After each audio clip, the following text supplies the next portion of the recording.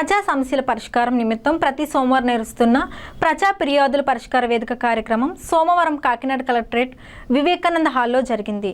ఈ పీజీఆర్ఎస్ కార్యక్రమంలో జిల్లా జాయింట్ కలెక్టర్ అపూర్వ భారత్, జిల్లా రెవెన్యూ అధికారి doctor Tippe Nayak, CPO P Trinath, DPO V Ravikumar తదితరుల అధికారులు కాకినాడ జిల్లా నలుమూల నుంచి వచ్చిన ప్రజల నుంచి అర్జీలను, దరఖాస్తులను స్వీకరించారు. ఈ అర్జీలను ఆయా శాఖల అధికారులకు సూచిస్తూ వాటిపై సత్వరం సమగ్రమైన విచారణ చేపట్టి తగిన పరిష్కారం అందించాలని జేసీ అపూర్వ భారత్ అధికారులను ఆదేశించారు. బియ్యం కార్డు మంజూరు, కార్డులోని పేర్లు, మార్పులు, చేర్పులు, పింఛన్లు, ఉద్యోగ ఉపాధి అవకాశాలు, ఇళ్ల స్థలాలు, భూమి వివరాలు, ఆన్లైన్ నమోదు, రీసర్వే, అక్రమాల తొలగింపు, డ్రైన్ కాలువల్లో పూడిక తొలగింపు, పారిశుద్ధ్యం, అన్నదాత సుఖీభావ పథకం వంటి అంశాలపై అర్జీలు అందాయి. ఈ సందర్భంగా జేసీ అపూర్వ భారత్ మాట్లాడుతూ ప్రజలు తమ సమస్యల పరిష్కారం కోరుతూ అందించిన అర్జీలను సంబంధిత శాఖ అధికారులు ప్రత్యేక దృష్టితో పరిశీలించి నిర్ణీత సమయంలో పరిష్కారానికి కృషి చేయాలన్నారు.